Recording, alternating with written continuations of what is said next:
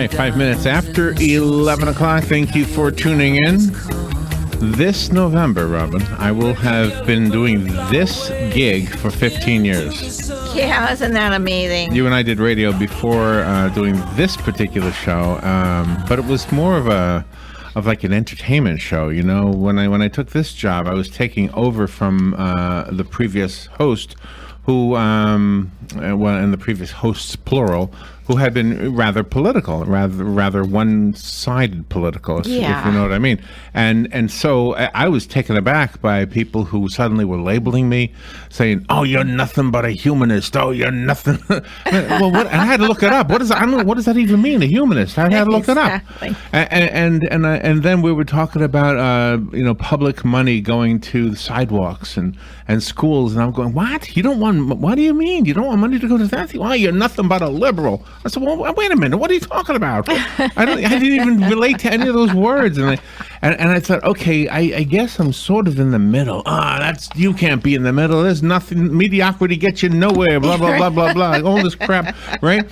And then I would hear somebody like Rush Limbaugh say something to the because he was one of the what do you call the anchors, I guess, for the midday we had, right? Yes. Syndicated people. I was local, of course, as I still am. And they were saying stuff, you have to be one-sided if you want to have a big radio show. And I thought, well, I guess I'll just be happy with a small radio show. And thankfully, over the course of the years, my mother was right. The listeners would eventually get to know who I was, and it would be okay. And my mother comes into this story because I remember calling my mom saying, she said, "How do you like your job?" I said, I hate it that the people don't like me. They don't, no matter what I say, you know, you have to be extreme one way or the other. Yeah. I don't know where Dr. Michelle Janning was at that time. I could have used her book. It's called Between. Listen to this. She is a sociologist, a professor, my new best friend. Between, living life in neither extreme. Good morning, Dr. Michelle Janning. Good morning. Good morning. Happy anniversary almost. Almost. November. Yes, it'll be 15 years. Yeah.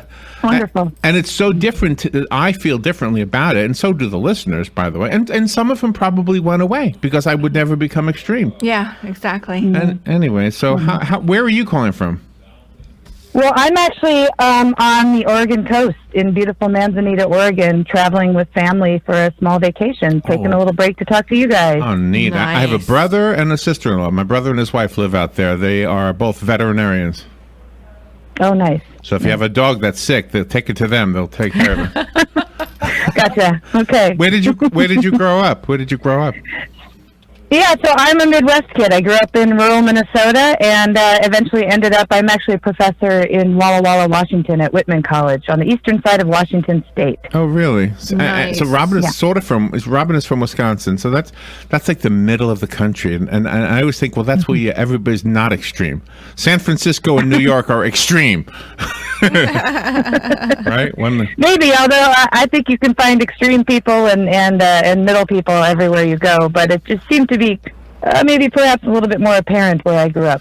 But you know what? Aside from doing the radio show, my life experience has been that most people are kind of moderate. You know, most people have people in their families who disagree with them vehemently, but that doesn't mean they don't love them. And I think that's pretty much the way society is, unless you're reading the newspaper and listening to what, you know what I mean? Do you agree with that? Yeah.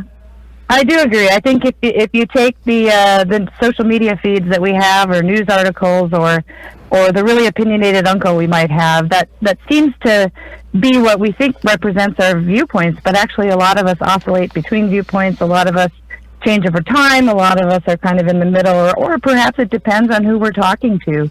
We might have one opinion in one group of people and change our minds a bit or reframe it a little bit depending on the other group.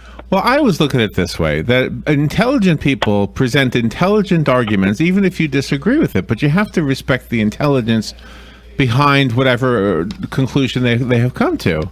And I would hope that works in reverse, too, that people would respect my conclusion and say, well, he must have given it some thought, you know?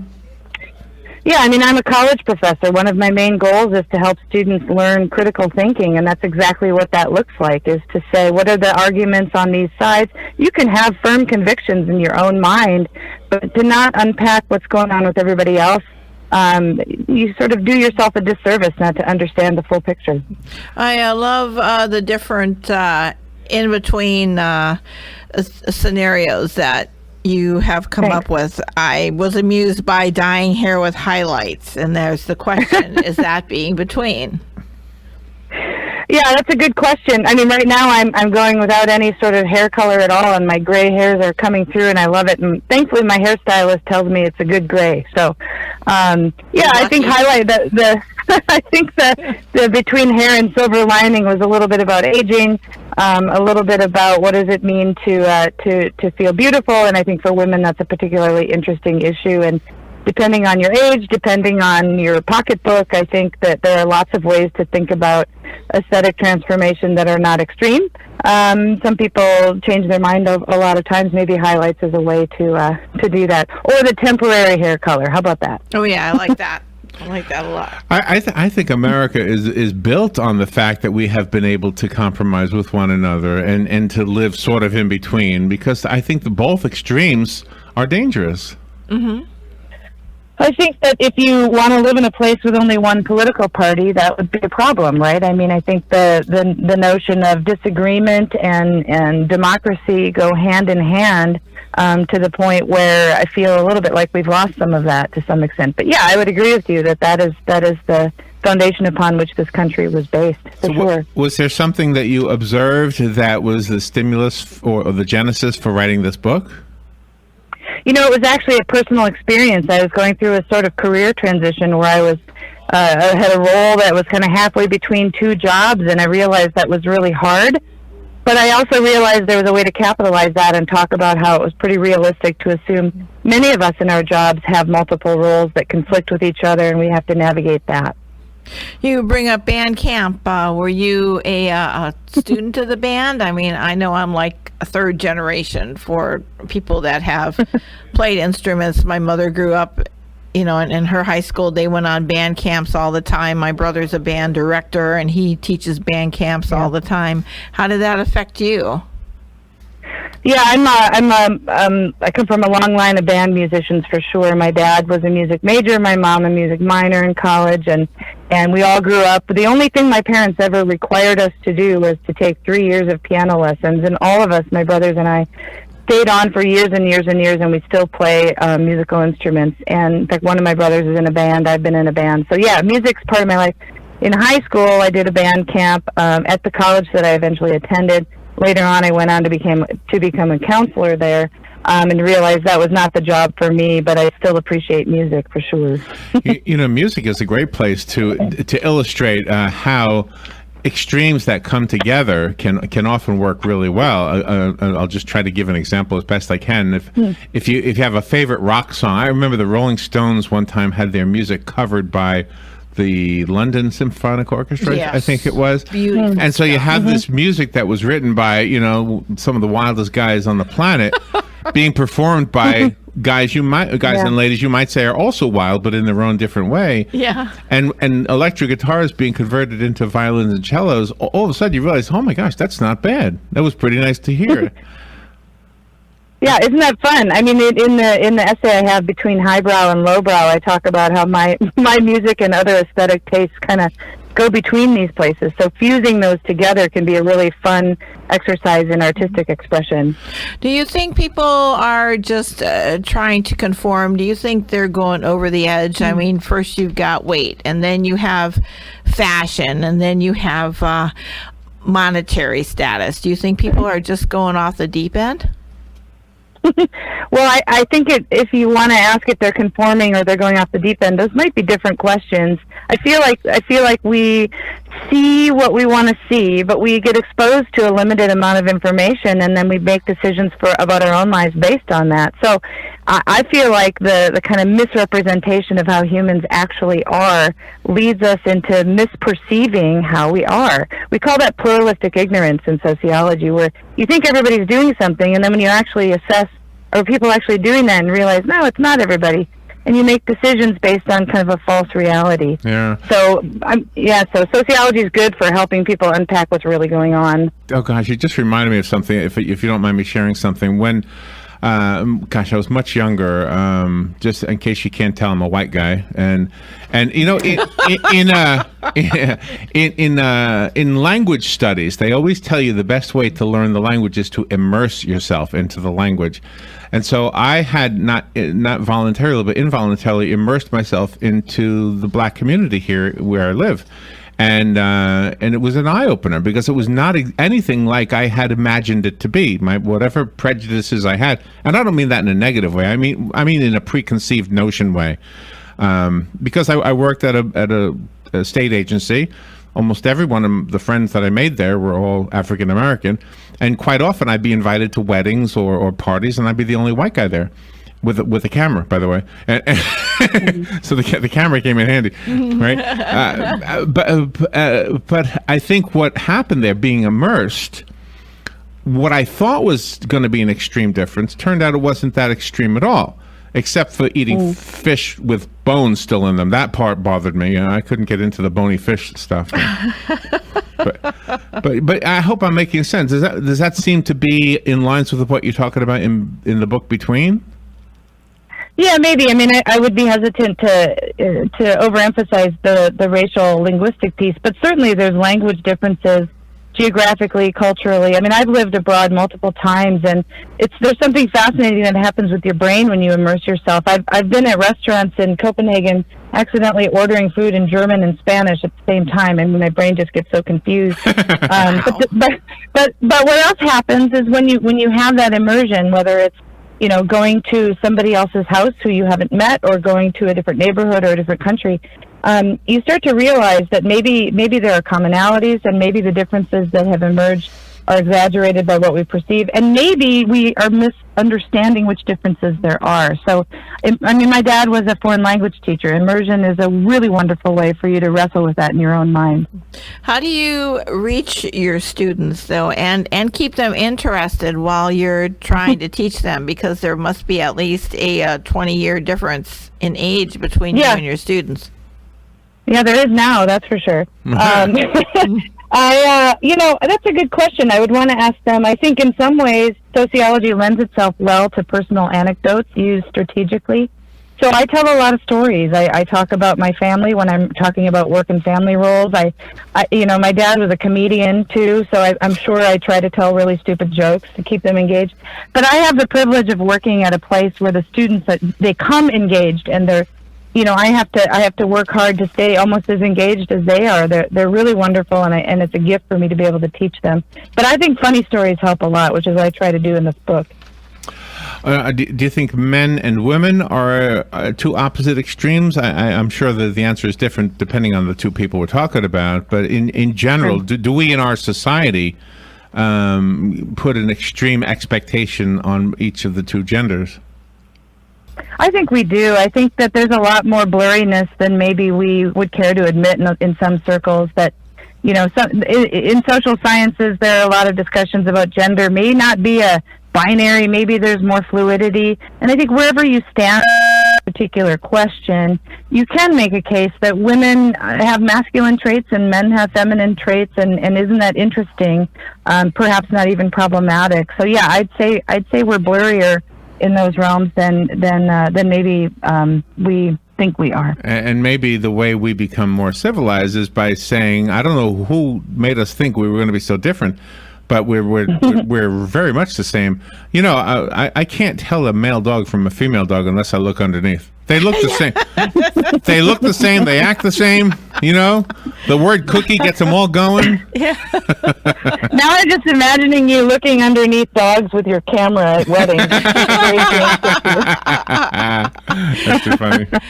Sometimes people are just so wrapped up in titles that they don't even consider that there could be a way to sway away from the generic title. What do you think about that? What do you mean by titles? I'm sorry, I'm not quite understanding your question. Because going to political, they say you're either left or you're right, but there's got to be something by people who are considered left that they do have some kind of right thinking, and vice versa. They can't all be across the board. Right, or people on the right I'm doing interviews for some research, and one of the responses to a particular town that the person lived in was, the people here really don't like the government being involved at all. Well, then there was a natural, and so he was framing them as really right-leaning, really interested in deregulation and not government involvement.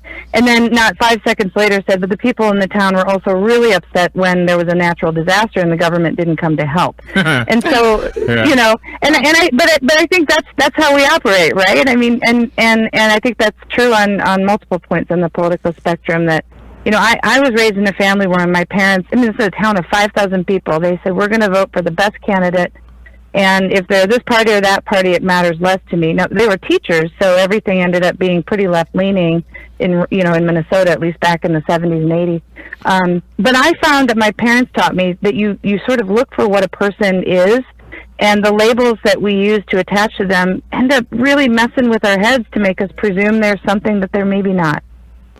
So do we close the book after reading Between? Do we close the book and have sort of an aha moment saying, oh my gosh, now I can understand Uncle Charlie a little better, or my gay cousin better? I mean, does the book kind of help us make a conclusion, come to a conclusion that we wouldn't have had otherwise? I think the book is meant to help people have empathy in places they didn't know they could. To realize that, part of being a human is to understand that we change and that we're dynamic, and to have an aha moment might be, about a particular strange uncle, or it might be for you to realize, oh, I'm not alone in this kind of adventure of frustration, that in a world where there's so many extremes represented, here's somebody whose voice connects to work and family roles, parenting behaviors, politics, even faith-based kinds of questions, that there's a lot of in-between places that we all are in, and why not read a book that talks about that, and you can find a good friend in that particular reading. And then in the business world, there's the marketing aspect. At least in our community, you have a McDonald's and a Burger King like a block and a half from each other. Yet when you go, when you drive up the road, the traffic in McDonald's is so much more than Burger King. Yet they sell essentially the same product. Why do you suppose that is? That clown. Well, So I'm not a marketer, although I tell my students, look, I teach survey research methods and interview methods, and I say, if you understand how people operate, you can get a job in business anytime you want, right, with market research. I think that's a case of people capitalizing on figuring out what really caters to people's needs and wants. And we want things to be easy. We want things to be decisive, clear, and good. And so what businesses that do well do, I would say, in my totally not experienced position as a sociologist, is they capitalize on that desire to have things be maybe perhaps oversimplified. And it works. It works. I have a memory I want to share with you. When I was a little kid in elementary school, a psychologist came to the school and wanted each one of us to come down to see her, one child at a time. And the psychologist said to me, I have a Tootsie Roll I want to give you, and you can have it now, or you can wait till tomorrow, and I'll give you 2 of them. And I said, I'll take mine now, thank you. And I left, and I went back to the classroom. Well, then later on, she came up to the classroom and said, I've spoken to all of you. Some of you chose it today, some of you waited till tomorrow, and I want to tell you about your decisions. And she went on to explain that those of us who took it, the first one, and never came back, were anxious to get things right away and weren't willing to wait to have more. And I raised my hand and I said, that's not why I took mine. And she said, oh, well, why? And I said, because I really didn't want to come down here again. I didn't want to have to come down. I couldn't care less about the Tootsie Roll. And I think the same thing happens now. If I voted for Donald Trump, everybody assumes they know, oh, well, that must mean you, and then fill in the blank.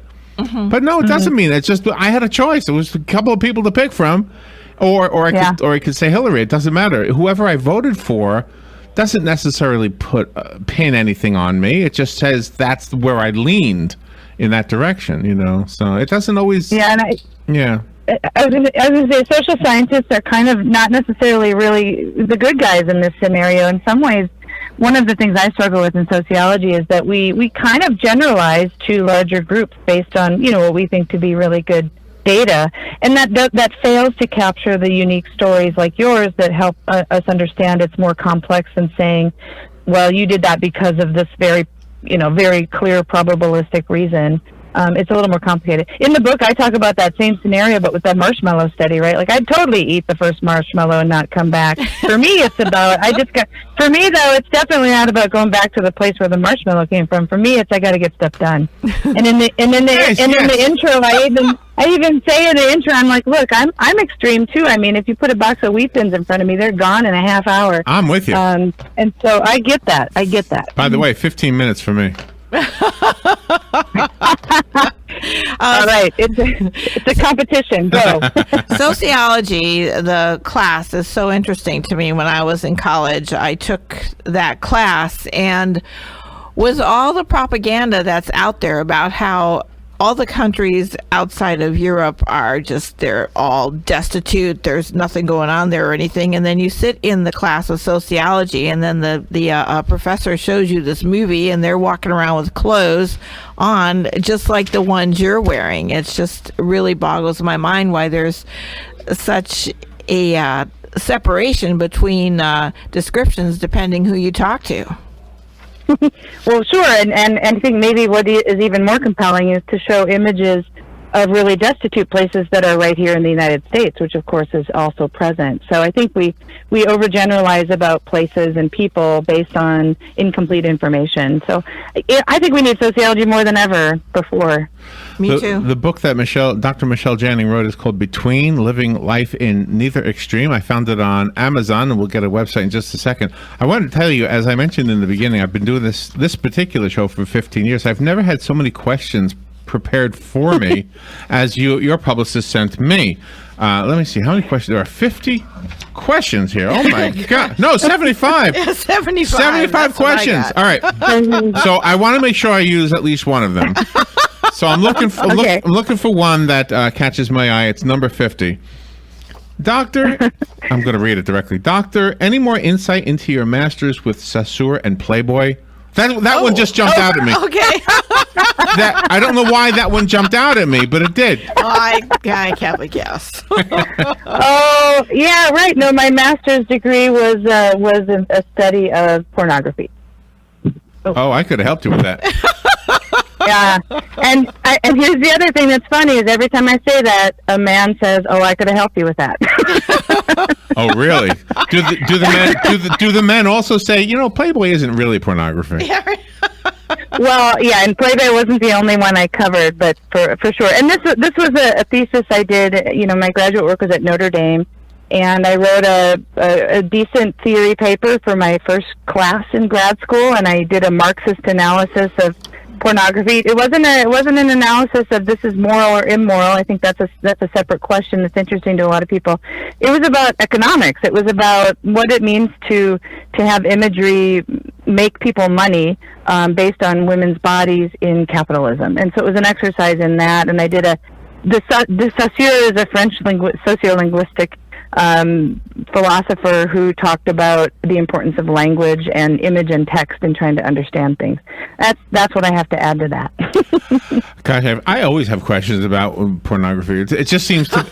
I do. I'm always amazed at the fact that men view it so differently than women. I don't know. It always interested me. You got to take her class. No, I don't mean for the obvious reasons. I mean for the deeper thinking reasons. Like why is it that you don't like it? Why it looks pretty nice to me.